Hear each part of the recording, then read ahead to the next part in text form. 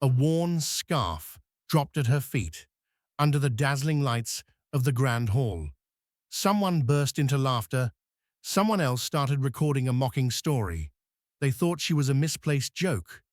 But what they didn't know was that this woman was once a legend. And tonight, she didn't come back to explain herself. She came back to silence them all. Thud. A damp rag landed right at the tip of her shoes, splattering a few drops of old sweat onto the marble floor. Laughter followed, not loud, but sharp, echoing with a mix of amusement and contempt. A tall athlete nearby tilted his head and chuckled, "Give her this, just in case she thinks she walked into the laundry room instead of the tournament." Another chimed in, "No, that's our welcome gift for the legendary floor cleaner's return." She said nothing. Her eyes didn't flinch, and that silence only fueled the mockery, made it louder, more poisonous, more confident, like it had just been given permission by her lack of reaction. In a room where everyone wore shimmering brands, like armor, the presence of someone without a name, a label, or a familiar face became an offense, something the entire system instinctively rejected. A sports journalist nudged his colleague and snapped a photo. I'll title it, "Ragdoll Dares to Challenge the Queen of Fitness." A seasoned coach shook his head. There are only two explanations. Either she has no clue where she is, or she's hit rock bottom. So hard, she's lost all sense of direction. A female athlete walked past, eyes scanning her up and down, then offered a thin smile. "I don't know what you're trying to prove by showing up here, but if it's that your time is over, you've nailed it." None of it needed to be shouted. Every word was wrapped in the quiet consent of the crowd, growing, pulsing, feeding the energy in the room. Soft laughter, judgmental glances, phones recording from a distance, with captions dripping in sarcasm. It was like the entire room had agreed to bury her without laying a hand. But she didn't pick up the rag. She didn't step aside. She just stood there, feet grounded, eyes steady, as if the real weight in this room wasn't the barbell plates scattered across the floor, but the mountain of prejudice pressing down on her shoulders, and she alone braced herself, waiting for the exact moment to lift it all right in front of the very people who thought they stood too high to ever look up to her. 3 years ago, she made an entire nation hold its breath. When she lifted a weight no one believed that slender frame could possibly touch. But today, her name lives on only in an old headline. Athlete banned for doping, stripped of titles, dropped from all sponsorships. No one speaks of the days she trained alone in an abandoned warehouse, where cracked concrete floors and rusted iron weights were soaked in the blood and sweat of her silent sacrifices. No one remembers that she was once the brightest hope of a new generation of female powerlifters. All that remains in people's minds is a tabloid banner that reads, "Ariana Blake, the fallen prodigy." She was once compared to the sport's greatest legend. She was backed by 3 global brands, but one single positive result was enough for them to burn every billboard with her face on it, pull every cent of funding, and shut down any voice that dared to defend her. In less than 48 hours after the disciplinary hearing, her name was wiped from the national records. Teammates blocked her number. The media branded her the disgrace of the golden generation. No one ever knew that on that fateful day, the water bottle she drank from was handed to her by one person, and that person now stood center stage, beaming with pride, draped in garlands from the biggest sponsor in the fitness industry, Vanessa Kingsley, praised as the icon of strength, pride, and flawless victory. But what they didn't know was that the thin scarf Ariana wore around her neck today was the very same cloth she used to wipe blood from her palms the night she was disqualified. Not for revenge, but so she wouldn't fall, because sometimes you don't need anyone to believe you're innocent. You just need to survive long enough to prove that the truth doesn't need to shout. It just needs to stand tall. Ariana hadn't even made it to the warm-up area when the first voice cut across her path. A former teammate glanced her way, then turned to his group and said loud enough for her to hear. "Look at her. Can't tell if she's here to compete or beg for sympathy." A blonde female athlete near the recovery table let out a laugh. "Sympathy? Please. She should be ashamed. What happened 3 years ago cost the entire team our sponsorship and our reputation. She's the reason we got scrapped from the Olympic campaign." A middle-aged coach nodded in agreement. "That's right. I trained a few people from her old squad. They said it wasn't just the doping. It was her attitude. She never admitted she was wrong. That's the real problem." A man in a branded polo shirt crossed his arms, looked Ariana up and down, and chuckled. "She's like a walking reminder that fame doesn't equal character." A fitness sponsor emerged from the VIP area, snapped a photo from afar, and shook his head. "If my company ever sponsors someone like her, I might as well switch to farming." A journalist, one of those who once dragged Ariana through the mud, drifted toward a group of athletes and muttered with venom, "She still has that old rag. Why not auction it off? Maybe some pitying fans will throw her a bone." The laughter wasn't loud, but it was steady, like the sting of tiny needles, relentless and precise. No one addressed her directly, but every word, every smirk, every whisper aimed squarely at her. In this place, humiliation didn't need a megaphone, when the entire room had already agreed she didn't belong. And then at the far end of the competition hall, Vanessa Kingsley appeared. A high-end training suit hugged her immaculate physique. Her crystal-studded water bottle sparkled under the lights.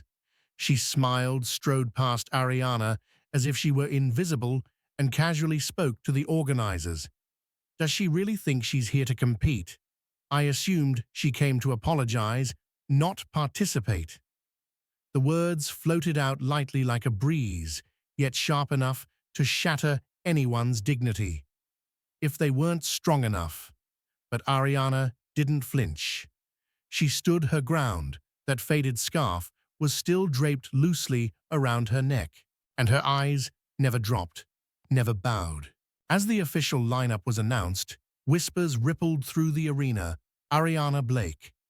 Her name appeared dead last. Not by random draw, but because someone had deliberately placed her at the end to turn her performance into a laughingstock. Ethan Crowley, the CEO of Ethereum, sat behind the coordination desk, squinting at the list before chuckling to his associate, "She'll be the perfect punchline." The audience laughs, then leaves, couldn't ask for a better ending. Up in the VIP stands a female influencer, live-streamed from her phone camera, pointed at the warm-up area, her voice lowered mockingly for added effect. "Don't miss the final act, everyone. We've got a very special performance, the Gym Rag Show." Right at that moment, a sheet of paper was pinned neatly to the announcement board in front of dozens of onlookers. Bold letters, unmistakable, "Ariana Blake, the greatest loser." Below it, a cartoon sketch showed a girl crushed under a barbell, her face twisted like a joke gone wrong. The room erupted in applause from none other than Vanessa Kingsley's inner circle of athletes. One of them grabbed a microphone and with mock ceremony declared, "A round of applause for Ariana, who will close today's event with the year's most unforgettable embarrassment." Nearby, Ariana remained still. She didn't turn her head. She didn't walk away. She didn't lower her eyes, but her left hand had clenched so tightly around her right wrist that the skin had gone pale. Backstage, A coordinator leaned toward a colleague. If a weight plate accidentally dropped on her foot, wouldn't be the worst thing. Even the lighting turned cold. When it was Ariana's turn to warm up, the arena's main spotlight was dimmed to half its usual brightness. A technician joked, "No need for much light. Spotlights are for people who know how to keep their dignity." Everyone knew Ariana was being shoved down, and no one said a word, because everyone believed she wasn't worth defending. But what none of them realized was that the one who endured in silence was the same one quietly preparing to make their laughter stop forever. As Ariana stepped onto the warm-up platform, several event officials were already standing at the edge of the floor. They said nothing, but their eyes made one thing clear: she should walk away. An assistant referee leaned in and whispered to a colleague, as if asking in genuine concern, "Can we skip this part? End the show on a cleaner note." In the middle stands a few spectators stood up, gathering their gym bags. They believed this performance would be nothing more than a tasteless punchline, not worth watching. A logistics staff member quietly made his way toward the internal mic, ready to announce that the final slot had been cancelled due to technical issues. But before he could press the button, a voice rang out from the head referee's section. Firm, authoritative. "She has the right to compete." All heads turned. Standing beneath the spotlight was Dr. Eleanor Harper, head of the International Judging Committee, one of the most respected final voices in professional weightlifting. She didn't look at anyone. She took a single step forward and spoke again, her voice sharp and deliberate. 3 years ago, I was the only one who opposed her suspension. Today, I'm not here to observe.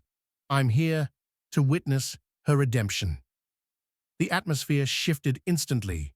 The laughter stopped. People began to look at Ariana with a new kind of curiosity. Someone whispered, "What did she just say?" A reporter flipped back through his notebook, realizing he had missed something. Ariana remained still, but for the first time that day, light shone directly on her, not from the stage spotlights, but from someone brave enough to speak. Not far away, Vanessa Kingsley sat stiffly. Her smile began to fade. Her grip on her glittering water bottle tightened, as if she could feel something slipping beyond her control. In the crowd, someone lowered their phone, stopped recording. They began watching truly, watching with their own eyes. A heavy silence spread across the room, but it was no longer the silence of disdain. It was the silence of people suddenly realizing this game isn't over. When Ariana lowered the barbell, the entire room froze in silence, as if time itself had stopped. But just seconds later, the sound of Eleanor Harper's footsteps echoed sharp and deliberate. She walked straight to the center of the platform, took the microphone, and her eyes locked on the VIP row. "I think there are a few people here who should stay and listen." The LED screen behind her suddenly lit up. A video began to play. Backstage footage from 2022. Vanessa Kingsley, in full competition gear, was caught secretly pouring a clear liquid into a water bottle labeled with Ariana's name. The entire hall fell dead silent. A journalist dropped his pen. A sponsor slowly removed his name badge from his chest. Vanessa's face went pale. She sprang to her feet, stepping half a pace backward. But before she could say anything, a second video began. An email exchange between Vanessa and the CEO of a nutrition brand. In it, she offered $20,000 to ensure silence regarding the positive drug test. Murmurs broke out across the crowd. Those who had once laughed now sat still. Those who had mocked her on camera now dared not lift their phones. Eleanor turned and looked directly at Ethan Crowley. He forced a twisted smile, but Eleanor's voice landed first, and you took the money too. A sponsorship contract had been awarded to him just days after Ariana was removed from the competition. A document appeared on the screen. Signatures, bank account, details, company names, undeniable. In the stands, people began turning to each other. The laughter from earlier now felt misplaced. Vanessa remained standing, her hands trembling slightly. She looked toward Ethan, but he had already turned his back on her, and in that moment, not a single soul stood with her. The names that were once celebrated were now being read aloud, like evidence in a courtroom. And amid the collapse, Ariana said nothing. She stood in the exact same spot. Her gaze was unchanged. Her silence now was no longer a defense. It was a victory. When the barbell hit the floor, the impact, seemingly simple, shattered an entire system built on lies. But Ariana hadn't even stepped back when the screen behind her lit up again, not by the organizers, but by the hand of Eleanor Harper. Her voice rang out low and steady. This is the moment when those who once spoke of fairness must now face themselves. The first video played backstage at a tournament 3 years ago. Vanessa Kingsley held a water bottle, eyes darting around nervously. Then, in a blink, she poured a liquid from a small glass vial into it. Text appeared below, confirming the location and date, Miami 2022.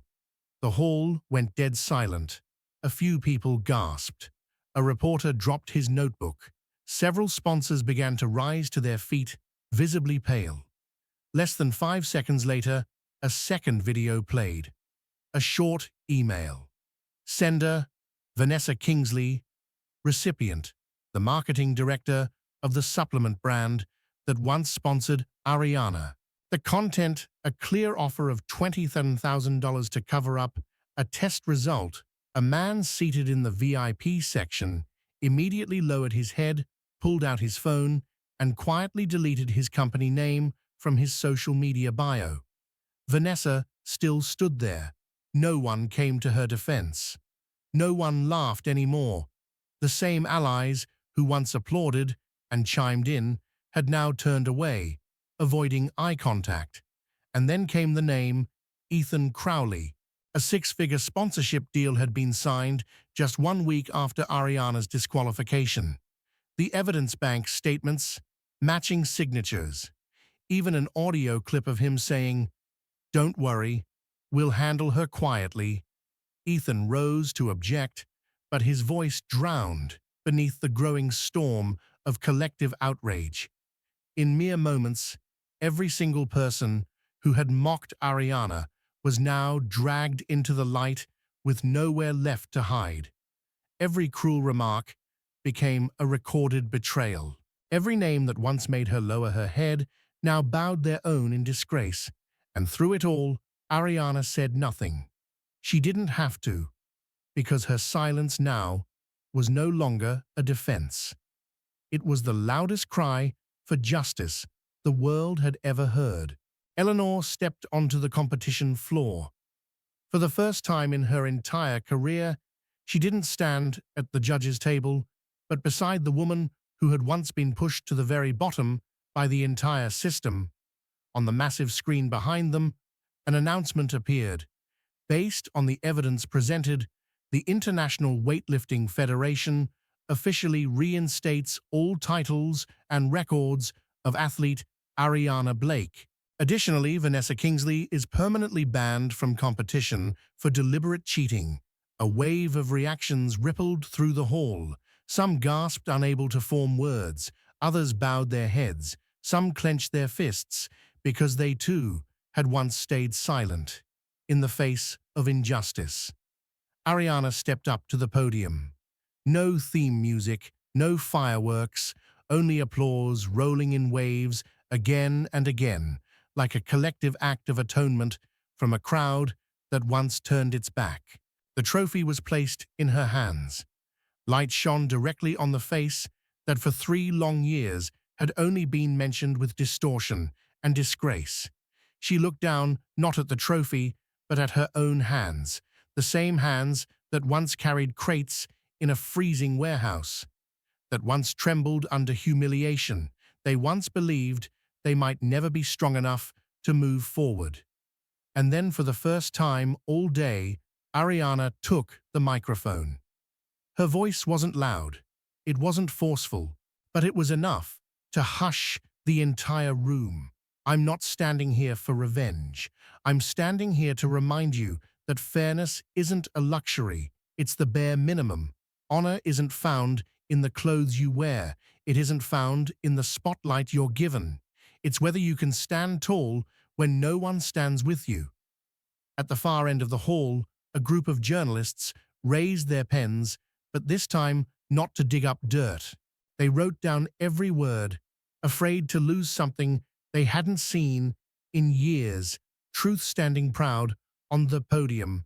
And while those who once held their heads high now packed up quietly, eyes lowered, searching for an exit, Ariana stepped down, not like someone who had just won, but like someone who had just come back to life. No ovation needed, no triumphant cue required, because true victory is when a room that once scorned you now has no choice but to see you for what you really are. Ariana's story reminds us that true honor doesn't come from applause or brand labels. It comes from how you stand when the whole world turns its back on you. She didn't fight with words. She answered with the truth. Never underestimate someone just because they stay silent, because sometimes silence is the most powerful voice of all. If you believe in the power of resilience and fairness, don't forget to like, comment, share, and subscribe to Toch Story so you never miss the most deeply inspiring stories.